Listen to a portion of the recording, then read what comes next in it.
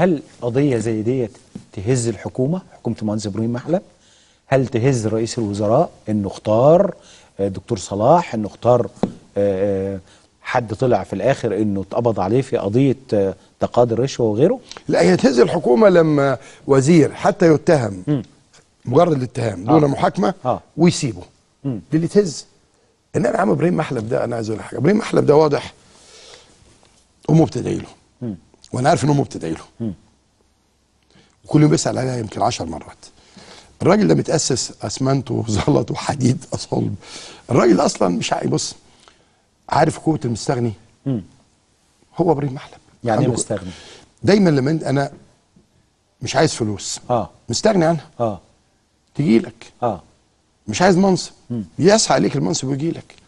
المستغني عن الشيء نعم المبهر، مال، نفوذ، سلطه، هو عنده قوه المستغني ومستحمل.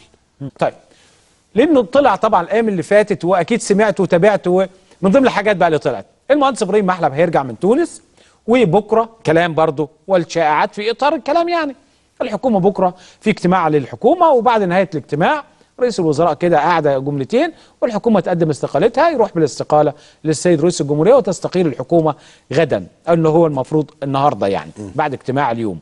الكلام ده حقيقته ايه؟ ده ابراهيم محلب هيفرح فرح هو وعيلته وامه. ده راجل ما بينامش يا جماعه. انت مش شايف شكله عامل ايه دلوقتي؟ ده راجل من هنا لهنا، ده يعني ما احنا كان عندنا رئيس وزراء بيلعب بينجو بونجو كل يوم في نادي اليوبلس، الببلاوي. خلاص الساعه 2 يا جماعه انا عايز اروح.